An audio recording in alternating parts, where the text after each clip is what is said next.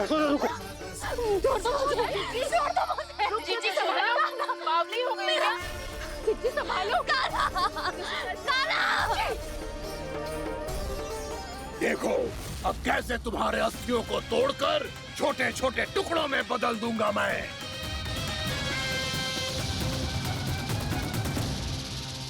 सुदर्शी, आप जाओगी तो आप भी फंस जाओगी। अपने लल्ला के लिए मैं किसी भी संकट का सामना करने के लिए तैयार हूँ। छोड़ो ना यशोदा, हमें कोई और उपाय खोजना पड़ेगा। कोई और उपाय? आप देख ना रही मेरा कान्हा किस दशा में है। कान्हा मैया के वश में नहीं है, नहीं तो ये अपने लल्ला के लिए साक्षात काल का भी सामना कर ले। ये तो केवल कालिया नाग है। हे नागराज, आप मेरे प्राण ले लो पर कान्हा को छोड़ दो।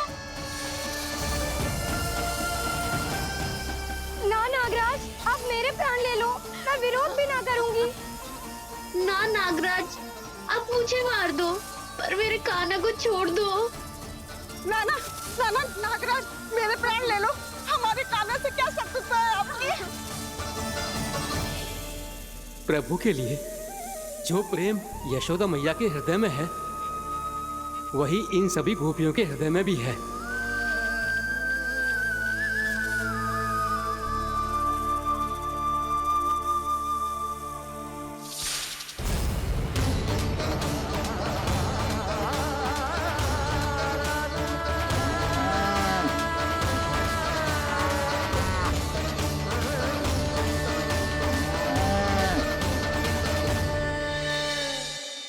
यशोदा, यशोदा,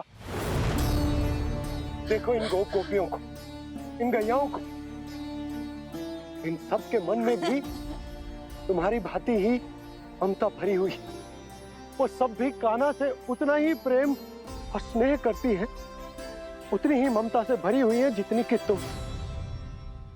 तो तुम ही सोचो, जिसके साथ इतनी ममता और इतना स्नेह, इतना प्रेम, उसका कोई क्या कर सकता है? उस काले नाग का वेश इस सब आशीर्वादों के सामने कछु न है। कछु करो जी। उसे बोलो वो मेरे प्राण में से मेरे कान्हा को छोड़ दे। यशोदा,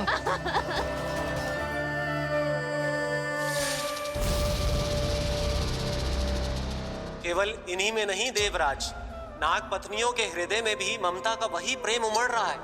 देखिए। मैं आपके हाथ जोड़ती हूँ स्वामी, इस बालक को छोड़ दीजिए। ये अवश्य ही कोई दिव्य आत्मा है स्वामी। हम आपसे विनती करते हैं स्वामी, इस नन्हे बालक को हानि मत पहुंचाइए स्वामी। मेरी पत्नियां मेरे ही शत्रु के लिए विनती कर रही हैं। अब यदि इसके पक्ष में एक शब्द भी कहा तुम सबने, तो मैं इस बालक से पहले तुम सबके प्राण ले लूंगा। हो रहा प्रसन्न नाग कालिया, विजय को निश्चित जान। रोते बिलखते व्याकुल सब, संकट में देख कान्हा के प्राण।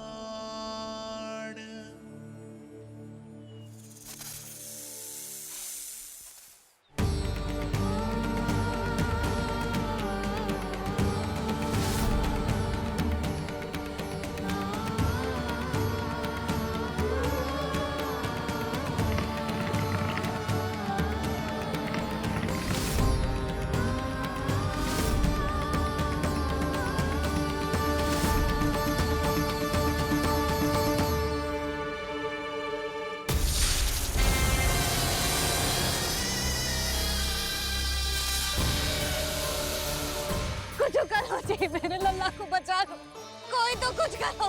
जीजी, संभालो यशोदा। यशोदा, यशोदा तुम शांत हो जाओ, मैं कान्हा को वापस लेकर आऊंगा। मैं रक्षा करूंगा उसकी। ना नंदराज, नंदराज नहीं। कम से कम आप तो समझो नंदराज, कालिया के पास आप जाओगे तो आप भी फंस जाओगे।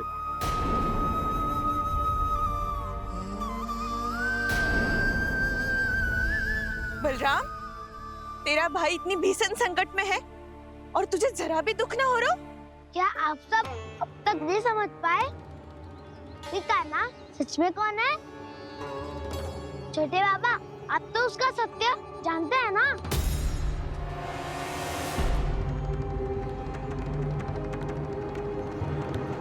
मानता हूँ कि आप सब कान्हा के रहस्य के बारे में नहीं जानते, पर क्या उसके जन्म से आज तक घटी एक से बढ़कर एक विचित्र घटनाओं को भी भूल गए हैं आप सब?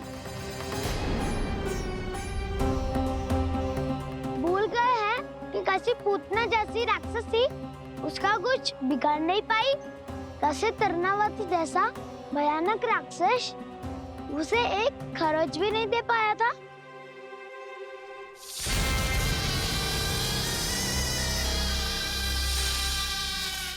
आप सबने अपनी आंखों से देखा था ना, बकासुर से कान्हा की रक्षा करने देवता स्वयं आए थे।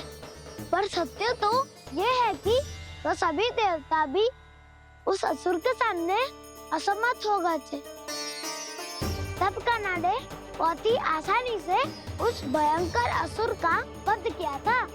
एक ही बार में धराशायी कर दिया था उसे। तो आप सभी सोचिए, बार बार ऐसे असाधारण कार्य करने वाला बालक साधारण कैसे हो सकता है? अब तो आरंभ से ही सारा सत्य जानते हैं छोटे बाबा। रहस्य छुपाने में सदैव कान्हा की सहायता करते आए हैं आप, और आज आप स्वयं ही उसके सत्य को भूल रहे हैं।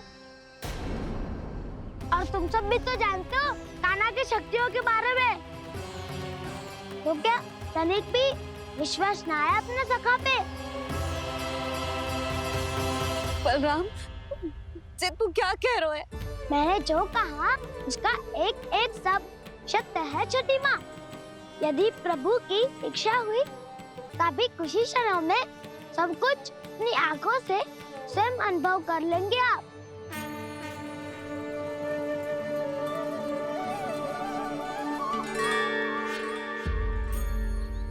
शांताकारं भुजगशयनं पद्मनाभं सुरेशं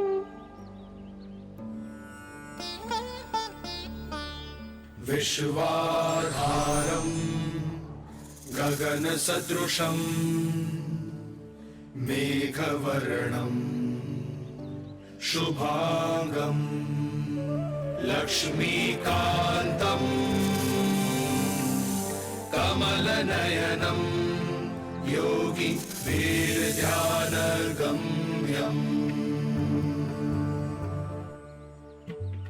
वन्दे विष्णुं भवभयहरं सर्वलोकैकनाथम्।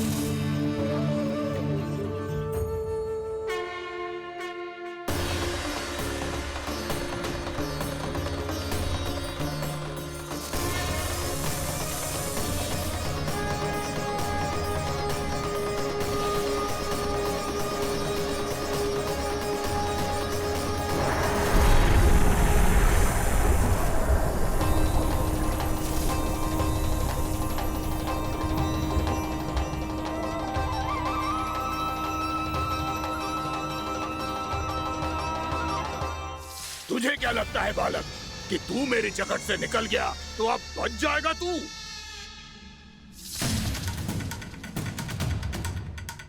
मेरे विष से अपनी प्राण रक्षा करने में सफल रहा, मेरी जकड़ से भी छूट गया, पर मेरे दंश से नहीं बच पाएगा।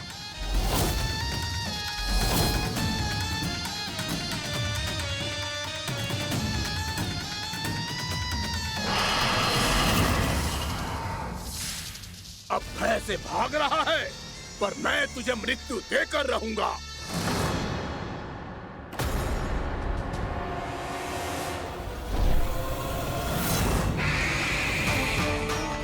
कान्हा!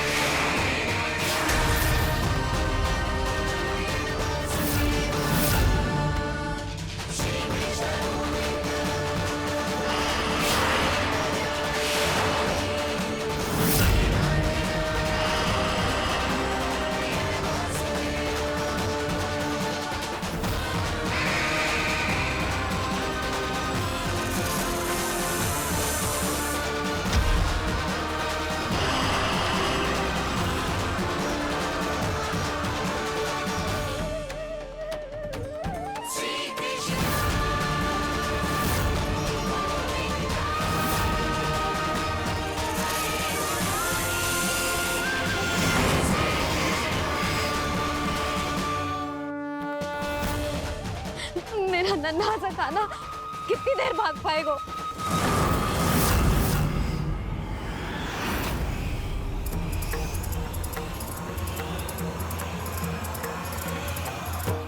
और कितनी प्रतीक्षा करोगे मेरी भक्त कालिया? भक्त नहीं, काल हूँ मैं तेरा। जब अहंकार का मुकुट बुद्धि को ढक लेता है तो भक्त अपने भगवान को भी नहीं पहचान पाता। व्यर्थ की पहेली में मत उलझा बालक। ना मैं भक्त हूँ और ना तू भगवान।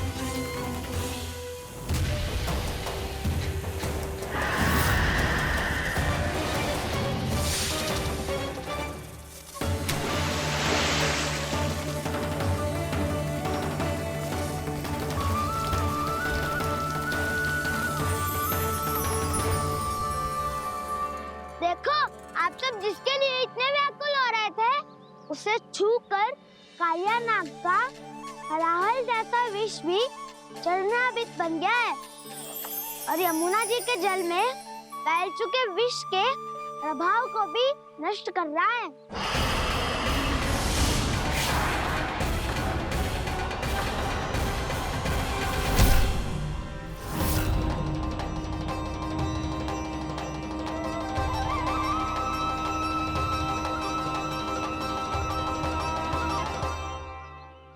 धर्म रक्षक अधर्म विनाशक प्रभु श्री कृष्ण का कौशल सचमुच अद्वितीय है। नारायण नारायण।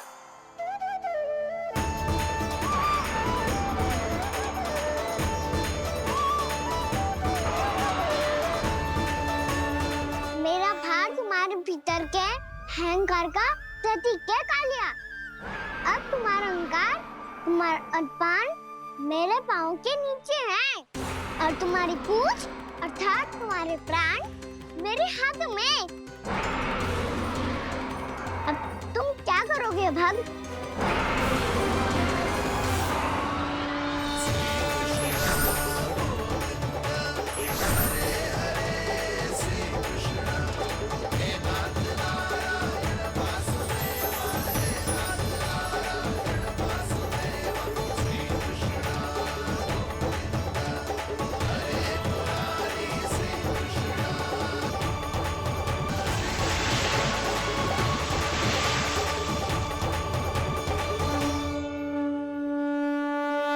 प्रभु, भले ये आपको पहचानने में असमर्थ हो, पर हम सब ने आपको पहचान लिया है। हाँ प्रभु, एक भक्त होने के नाते और एक अर्धांगिनी और माँ होने के नाते मैं आपसे इनके प्राणों की भिक्षा मांगती हूँ। अपनी कृपा दिखाइए और इन्हें क्षमा कर दीजिए। आपके लिए मित्र और शत्रु में कोई अंतर नहीं प्रभु। उसी तरह आपकी कृपा और दंड में भी कोई अंतर नहीं। दोनों दया ही तो हैं, अकारण ही किसी को प्राप्त नहीं होती। हमें विश्वास है कि हमारे पति को मिला ये दंड कोई अभिशाप नहीं है, आपका वरदान है। ये सत्य है प्रभु कि इनसे बहुत से पाप हुए हैं। इनके विष से बहुत सारे जीव जंतु को हानि पहुंची है, पर अब आपके चरण इनके शीश पर पड़ गए हैं। ऐसी कृपा तो बड़े बड़े महान महात्माओं को भी दुर्लभ है, और इन्हें प्राप्त हुआ तो अवश्य ही ये किसी महान पुण्य का ही फल है।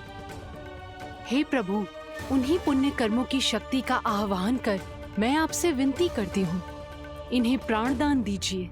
मैं अपने इस भक्त को क्षमा अवश्य करूंगी देवियों, यदि ये अपने अहंकार को त्याग कर मुझे पहचान ले तो।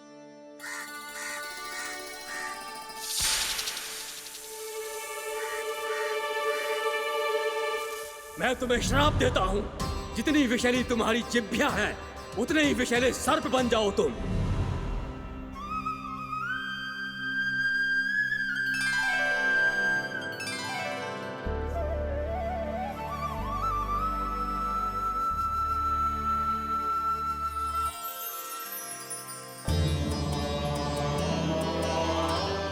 नारायण, मुझे क्षमा कीजिए नारायण। मैं तो आपका परम भक्त था, किंतु मैं आपको पहचान नहीं सका। इसका दंड तो मुझे मिलना ही था, किंतु मैं अब प्रायश्चित करना चाहता हूं। इसके लिए यदि आप मेरे प्राण भी ले लेंगे तो भी मुझे कोई दुख नहीं होगा। मैं अपना जीवन, मृत्यु और अपना अस्तित्व सब कुछ आपको समर्पित करता हूं। जिसे विशाल सर्प के रूप में तुम्हारा जन्म हुआ, और सर्प का तो स्वभाव है विष फैलाना, इसीलिए तुम्हें दंड नहीं दूंगा। मैं सिर्फ सभी अपराधों का पश्चाताप कर लिया, इसीलिए मैं तुम्हें क्षमा करता हूँ कालिया।